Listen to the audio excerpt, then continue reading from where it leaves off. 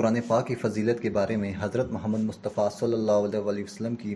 بخاری شریف کی چند احادیث آپ کے سامنے پیش کرنے جا رہا ہوں۔ ایک حدیث میں رسول کریم صلی اللہ علیہ وسلم نے فرمایا، اللہ نے کوئی چیز اتنی توجہ سے نہیں سنی جتنی توجہ سے اس نے نبی کریم صلی اللہ علیہ وسلم کا قرآن بہترین آواز کے ساتھ پڑھتے ہوئے سنا ہے۔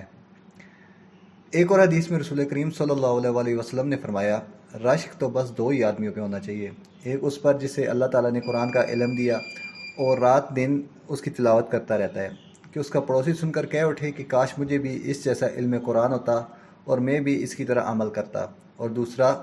وہ جسے اللہ نے مال دیا اور اسے حق کے لیے لوٹا رہا ہے، اس کو دیکھ کر دوسرا شخص کہہ اٹھتا ہے کہ کاش میرے پاس بھی اس کے جتنا مال ہوتا اور میں بھی اس کی طرح خرچ کرتا۔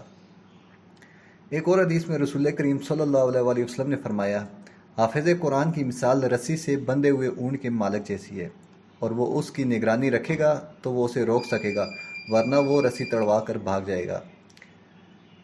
اس کے علاوہ نبی کریم صلی اللہ علیہ وسلم کی ایک حدیث ہے کہ بہت برا ہے کسی شخص کا یہ کہنا کہ میں فلاں فلاں آیت بھول گیا ہوں، بلکہ یوں کہنا چاہیے کہ مجھے بھلا دیا گیا۔ اور قرآن مجید کا پڑھنا جاری رکھو، کیونکہ انسانوں کے دلوں سے دور ہو جانے میں وہ اونٹ کے بھاگنے سے بھی بڑھ کر ہے۔ نبی کریم صلی اللہ علیہ وسلم نے فرمایا، سورہ بقرہ کے آخر کی 2 آیتوں کو جو شخص رات میں پڑھ لے گا وہ اس کے لیے کافی ہوں گی۔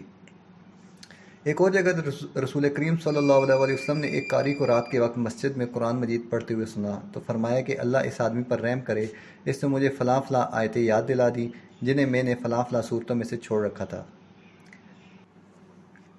نبی کریم صلی اللہ علیہ وسلم ہر رات جب بستر پر آرام فرماتے تو اپنی دونوں ہتھیلیوں کو ملا کر قل هو اللہ احد، قل اعوذ برب الفلق اور قل اعوذ برب الناس تینوں صورتیں مکمل پڑھ کر ان پر پھونکتے اور پھر دونوں ہتھیلیوں کو جہاں تک ممکن ہوتا اپنے جسم پر پھیرتے تھے۔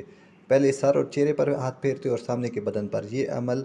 آپ 3 دفعہ کرتے تھے۔ اللہ پاک مجھے، آپ کو اور ہم سب کو نبی پاک صلی اللہ علیہ وسلم کی مبارک سنت کے مطابق زندگی گزارنے کی توفیق عطا فرمائے، آمین۔ حضرت ابو ہریرہ رضی اللہ تعالیٰ عنہ نے بیان کیا کہ نبی کریم صلی اللہ علیہ وسلم نے فرمایا، ہر نبی کو ایسے ایسے معجزات عطا کیے گئے انہیں دیکھ کر ان پر ایمان لائے، بعد کے زمانے میں ان کا کوئی اثر نہیں رہا، اور مجھے جو معجزہ دیا گیا وہ وحی یعنی قرآن ہے، اور جو اللہ تعالیٰ نے مجھ پر نازل کی ہے اس کا اثر قیامت تک باقی رہے گا۔ اس لیے مجھے امید ہے کہ قیامت کے دن میرے تابع فرمان لوگ دوسرے پیغمبروں کے تابع فرمانوں سے زیادہ ہوں گے۔